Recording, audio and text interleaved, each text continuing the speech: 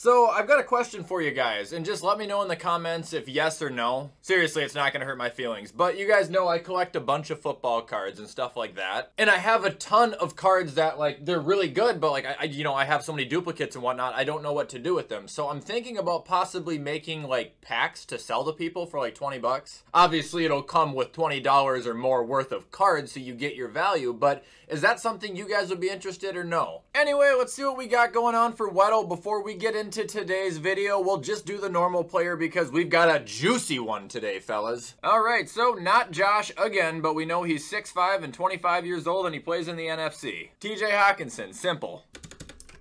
Ah, wow, that was actually kind of good. Okay, so NFC North tight end, 6'5", 25 years old, under 88, higher than 17. Okay, Irv Smith. Okay. I didn't realize that this wasn't green, it's yellow. I'm so stupid. 6'5", tight end, NFC, that's really all we know. Oh, wait, we got his number, though. Higher than 85, lower than 88, so he's 86 or 87. Do NFC East. Goddard? Wait, what number is he? He's 88. What number is the guy on the Cowboys? Not Jarwin. Schultz. Is he 86? Anthony Schwartz. That's Dalton Schultz. Oh, it was him! I feel like people are gonna call me a liar, but I swear to God, I'm like Columbo or something.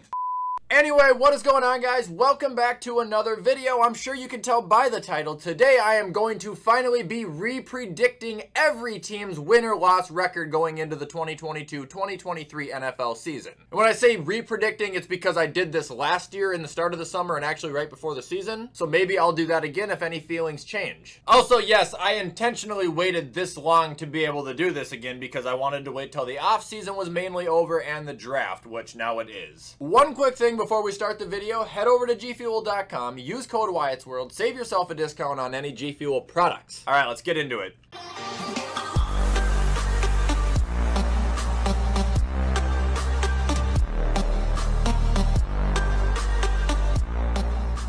Alright, so here we are at the tier list, but it's a little bit tweaked from what it is last time. I only have 4 categories instead of 5. At the top in the green, we've got the teams that I think are going to win 12 or more games. Below that, we've got the teams that I think are going to win 10 or 11 games. Below that, we've got the 7 to 9 win teams. And below that, at the bottom, we've got the teams that I think will win 6 games or less. Alright, so starting off the list, we've got Green Bay. They'll win at least 10 games still. If I had to bet, I would say it's going to be 10 exactly. They're going to go 10-7. They're going to be competing with the Vikings. They're going to be competing with the Lions, who, you know, won't probably be a threat, but will be better. They don't have Devontae Adams, which is going to be a huge hit. They're going to have to figure some things out. Moving on, we've got the Tennessee Titans. Ryan Tannehill, he's really been a topic of discussion lately on social media. I'll say they'll win 11.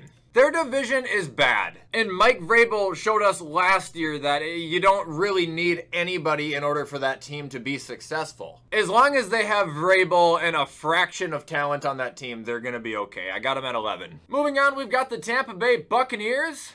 Their division is shit. The Saints aren't going to really be a threat right now without Sean Payton. If I'm a betting person, at least, I would say Tampa Bay will secure 12 wins. They should have no issue cleaning that division out. Potentially 6 free wins there.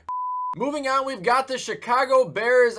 They're not winning more than 6. As a matter of fact, I only got them winning 4 or 5. Worst team in the NFC North. Worst offense in the NFC North. By far the worst quarterback currently in the NFC North. Like, they're going to struggle to produce points. They're going to struggle to keep up with anybody. Especially if it's a division game. Moving on, we've got the Chargers. You know, it would be like, oh, 12, easy, right? But their division is so good, I can't really make that judgment. I actually would probably only comfortably say they're going to win 11. We're obsessed with this team. We all know how good they could be, but it would be super stupid to assume that they're not going to be able to choke a few games away. They don't play in a division that's dog shit like Tampa Bay. It sucks, but it's the reality of the situation. They're a fantastic team, but I got them capping out at about 11. Moving on, we've got the Giants. Dude, they haven't won more than 6 games in like 5 years now, but they did have a decent draft. I'll cap them at 6. Their offense isn't going to be good. There's just no way unless Brian DeBall is actually the second coming of Christ, which he could be because I dealt with him in Buffalo. He did a fantastic job. But he's not dealing with Josh Allen. He's dealing with Daniel Jones and his old friend Tyrod Taylor. Moving on, we've got the Ravens. 10-11. That team is very, very good. It's the same syndrome, though, as the Chargers. They're in such a good division that it's like you can't expect them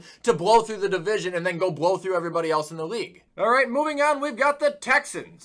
They can win 6. I think I said they might be able to win 7 the other day, but if I have to put like, you know, a split between them, I'm more comfortable with saying 6. Davis Mills doesn't suck. They got Marlon Mack as a running back, who I think is a hell of an improvement. They could beat some low-tier teams and probably pull an upset. All right, up next, we've got the Colts. 9. Don't think Matt Ryan is that great anymore. He doesn't have the best help. I don't doubt that him and Frank Reich will be able to get some chemistry going. I just don't think they're really that good of a team. All right, and moving on, we've got the Falcons. 7, 8 wins maybe at the cap. Like, they can make shit happen there, but the team is just such like a dysfunctional shamble that it makes you uncomfortable to assume anything good is actually going to happen. Moving on, we've got the Jags, 5-4. Oh yeah, you went out and got Trevor some fucking weapons, all right. This could easily come back to haunt me, like something I probably said about the Bengals going into last season, but in my eyes, even after the draft, they don't have a shot in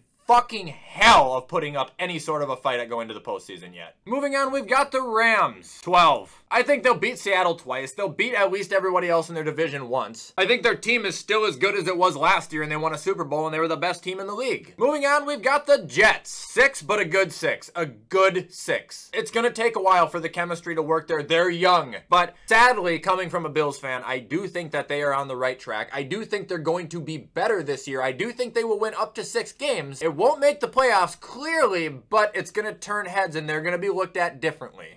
Moving on, we've got the Chiefs. 10. Their division is brutal, and they are one offensive injury away from a fucking nightmare. They did draft good. I have no doubts they will be a great team. You just got to look at their setting and who they're playing. Moving on, we've got the Saints. 7. I think they're going to struggle. I think that there's going to be some coaching issues right away. They don't have, you know, the most complete offense in the world right now. It helps that they play the Falcons and the Panthers. Moving on, we've got Dallas. It's a good thing they play against Washington and the Giants, because I think the Eagles are a hell of a lot better than them now. They got talent. I think that they can pull off 10 wins, but I don't think 10 wins is necessarily going to be enough to get you into the postseason as a guarantee. That's all I'm going to say. Their offense is going to have to mimic what they were last year, and that means outscoring every team in the league by, I think, 60 points.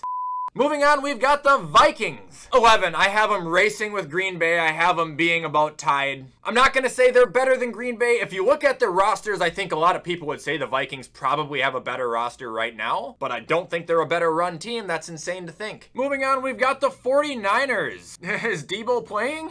They might only top out at like 9 just due to their division and what he brings to that team. I do think they're great, but offensively without Debo, you're going to struggle. I'll give them 10 still, because they're better than Arizona. They're better than Seattle, even without Debo. Moving on, we've got the Washington Commanders. 8, 7. They surprised some people last year in some games. You know, they put up fights. I think Wentz is going to help them, but I think their division is tough. They're not as good as Dallas. They're not as good as Philly. They're not going to be a perfect team. Moving on, we've got the Lions. I bet you they win 7 games at a bare minimum. They won't win more than 8, so it's a threshold there, but they're going to be somewhat decent this year. Just hang with me. I know Lions fans are loving to hear it, and you guys know it too. Moving on, we got the Raiders. I gotta save them for later. Moving on, we got the Bengals. 11. I know, they just got out of the Super Bowl. That's not a knock on them. It is ridiculous to expect them to just go and win 13 games now. Hell, I don't think they won more than 10 last year, so I'm actually giving them a 1-up. Moving on, we got the Browns. I do expect the world out of them. I think they're going to win that division. You look at the Browns, I don't see a lot of flaws at all. I see a complete team that is ready to win, and I think they're going to, a matter of fact, 12 times. Moving on, we've got the Eagles. 11 wins. They're going to win the East. They're going to be a really good team. No, seriously, though, I think A.J. Brown is going to take that offense to the next level. He's going to give Jalen Hurts another open target. Nick Sirianni, excellent head coach. That team, unfortunately, has a very bright future, again. Moving on, we've got the Dolphins. This is a really hard one that I was dreading. 9. It's what they won last year, I believe. I just think the team is going to struggle for a little bit. There's too many new faces there. There's too many people unfamiliar with each other. You got a red-hot Buffalo team, and you got a Patriots team that never dies. Moving on, we've got the Steelers. I think Mike Tomlin's actually going to fall below 500 for the first time, only winning 7 games. I think they're the worst team in that division. I think their offense is by far the worst in that division. They're really flipping a wild card playing the quarterback game there. I just don't think they're going to be that great. Defense will be, but their offense is going to struggle.